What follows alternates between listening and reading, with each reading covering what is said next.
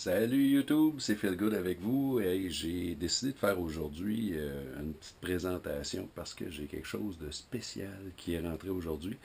Et je vais commencer par vous présenter certains de mes projets. Certains se rappelleront qu'un de mes derniers projets, c'est le fameux Jeep YG.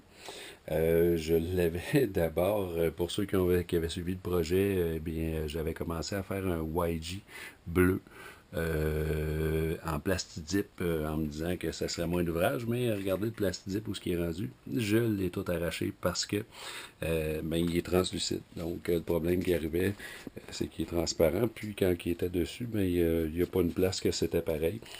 Ça faisait pas beau. Donc je l'ai arraché et je l'ai mis noir.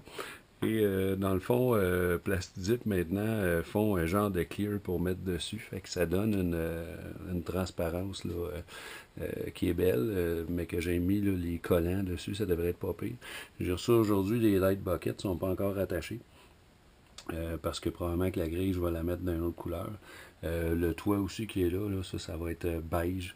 Je vais le faire. Là, un peu comme celui que j'ai eu, le vrai de vrai, pour ceux qui me connaissent. Là. Donc, c'est une base de SCX10 que j'ai fait avec un système d'aimant. Et dans le fond, tout a été modifié. Transmission déplacée, etc. Donc, puis j'ai fait un intérieur aussi. Je vous présente aussi certains de mes autres projets que j'avais fait dans le passé. On manque d'éclairage, donc je vais l'approcher de la lumière. J'ai ici mon rally. C'est un slash 4x4 que j'avais modifié en rally. Comme vous pouvez voir, il est flambant neuf. Je ne l'ai jamais utilisé.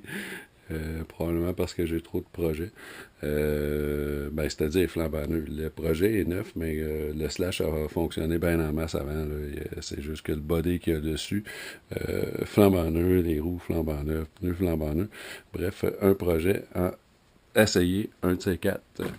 J'ai mon Jeep que j'avais fabriqué sur on pourrait dire une base SCX10. Par contre, le frame, c'est moi-même qui l'ai fait.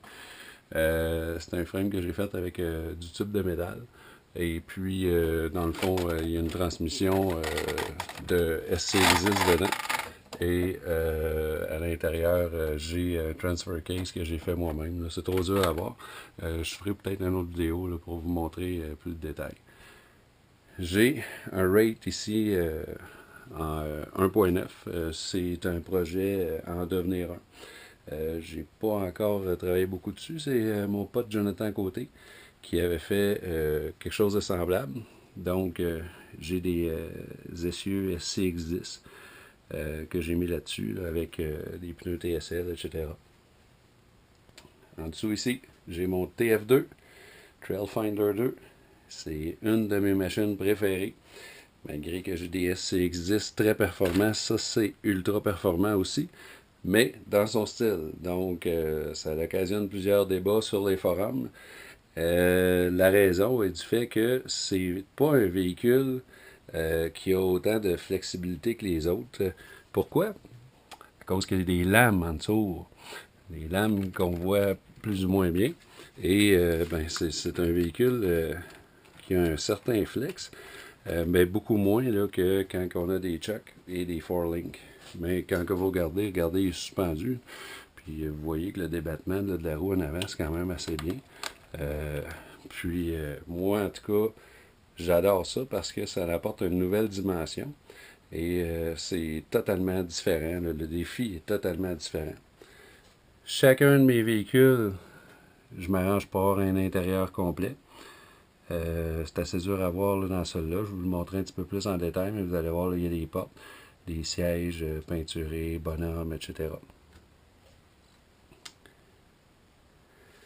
Mon Bronco 1973 sur une base de SCX10 avec des roues Dexapec que j'adore incroyablement.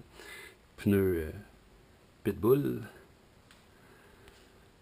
Lui aussi, un intérieur complet avec Wild Willis à la conduite. qui traîne tout le temps son meilleur ami, le petit chien. Et il traîne aussi son téléguidé en arrière. Donc, c'est un autre projet que j'ai eu dans le passé, là, qui est celui que je dirais je traîne le plus là, quand on se promène avec les amis. Bon, ben là, on en a vu certains projets. J'ai ici d'autres choses, dont mon tracker. J'ai aussi une coupe de bolides ici, c'est-à-dire des bodies que j'ai faites. Pour ceux qui ont vu, il y en a un sur le forum qui travaille sur des BJ dans ce temps-ci. Ben, je m'étais fait un moule en plâtre dans le but un jour de m'en faire un. Il me reste à le sabler, faire la finition, puis bien sûr faire le moulage. Donc, j'ai tellement de projets que je peux pas tous les faire. Ici, mon premier AX10 et mes premières expériences de hairbrush avec le logo Axial, faux carbone dessus. J'étais bien amusé avec ce AX10-là, qui a été transformé par la suite en Wrangler. Et j'ai mon premier body, premier SCX10 que j'ai eu sous forme de pick-up. Ça a été un de mes premiers hairbrush. J'ai eu aussi le trip Drift Car. J'avais trouvé des photos sur internet qui ressemblent à ça. Il y avait des logos chinois, puis je le trouvais écœurant. Fait que j'ai sorti mon airbrush, puis ça a donné ça ici, avec les logos chinois que j'ai reproduits. C'est vraiment gênant de montrer ça parce que c'est sale. Il y a beaucoup de poussière sur les bodies. Ça va le passer. Oh, c'est vrai, j'en ai un autre ici de caché, body de pick-up, pour peut-être un futur projet. Des frames ici accrochés d'un bord puis de l'autre de différentes choses qu'on a faites dans le passé. Avec d'autres bodies là, ici en haut. J'ai juste ici, c'est à l'envers, j'ai fait des rénovations chez moi, je m'excuse. Mon exo. Ici, j'ai mon RS32. Ça, c'est capoté. C'est tout petit, tout petit. Et ça marche. Ça marche super bien. C'est HPI qui fait ça. Malheureusement, ça n'a pas levé. On s'en a tout acheté un, moi et mes amis. Il y en a un qui a fait une piste chez eux. Puis, bref, HPI n'ont pas poussé ça bien. Je suis sûr qu'il y a bien du monde qui regarde la vidéo présentement et qui voit ça pour la première fois de leur vie. Pour vous donner une idée de la grandeur, regardez, je le mets dans ma main. C'est tout petit, c'est du 1.32. La manette, c'est une manette ordinaire comme toutes les autres. Ça fonctionne en 2.4 GHz. Puis c'est super cool à voir aller. Je cache des affaires parce que je veux pas dévoiler la surprise tout de suite. Ici, j'ai mon rate.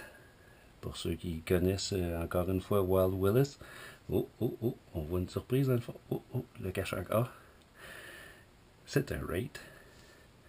Qu'est-ce qu'il y a dans le fond? Oh non, c'est pas tout de suite que je montre ça. Donc, le rate, c'est une machine hyper performante. J'essaye de ne pas vous montrer tout de suite ce qui se passe derrière. Moi, j'ai un Mamba Max Pro dedans. Et j'ai le fameux Rock 412 de Mathieu Hardy. Et ça marche en salle, comme dirait Mathieu Hardy. L'intérieur, ben écoutez, moi j'avais fait des ailes en aluminium. Puis j'avais modifié un intérieur là, avec un arrière spécial, etc. Bon, qu'est-ce que je vous cache depuis tantôt? Il y a comme une boîte derrière ici. Qu'est-ce que ça peut bien être? Oh, mesdames et messieurs, mon futur projet que j'attends depuis longtemps. Et vous aurez deviné, c'est le tadam, le Gillen 2 de RC 4Wheel Drive que j'ai reçu tantôt. Et pour une fois, j'ai été très patient parce que ça a été très long à avoir. Il est dans le plastique encore, il est tout emballé. J'ai attendu de vous le montrer avant de le déballer. La boîte est vraiment incroyable. design. Je vous montre l'autre côté.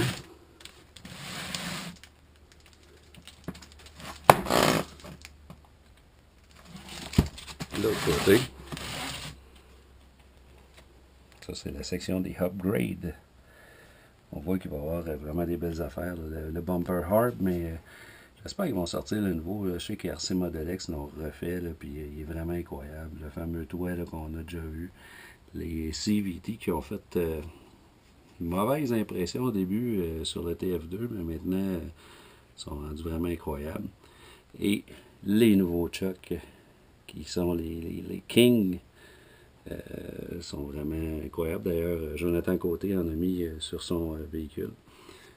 Puis, ben, il y a à peu près rien que le dos de la boîte là, que je ne vous ai pas montré, qui est la fabrication elle-même de la machine. C'est vraiment tout fait en aluminium, là, un frame complètement en aluminium, transmission en aluminium, les axles qui ont été refaits. Ils sont similaires à ceux du TF2, mais j'ai hâte de les voir. Là, ils ont des différences. Là, sont rendus, c'est une version 2 dans le fond. Et ici, on a un plan là, général là, de la machine. Donc, c'est tout un projet qui s'en vient pour fabriquer cette machine-là. Je ne sais pas encore quelle couleur que je vais la mettre. J'ai bien hâte de la déballer. Mais je me retiens, puis ce que je vous promets, c'est de vous faire un bon vidéo pour que vous puissiez voir là, toutes les étapes, là, une à une, de la fabrication de ça. Et aussi, c'est le bordel sur mon atelier, ça n'est gênant, mais regardez mon nouveau kit de tournevis axial qui va servir là, pour la fabrication de ça. Je les adore. Ils sont longs, fait que c'est le fun quand on veut rejoindre une vis. Ça, c'est un petit bloc que je me suis fait pour serrer les outils. C'est bien pratique. On les met là, puis ils restent debout. Donc, c'est ce qui fait un résumé. J'espère que vous avez apprécié la visite dans mon atelier qui est, comme vous pouvez voir, un peu le bordel. Mais je m'amuse beaucoup dans cet atelier. Donc, amusez-vous à regarder cette vidéo, puis on se reparle bientôt pour le montage, manquez pas ça, du T90, le Gillen de RC Forward Drive.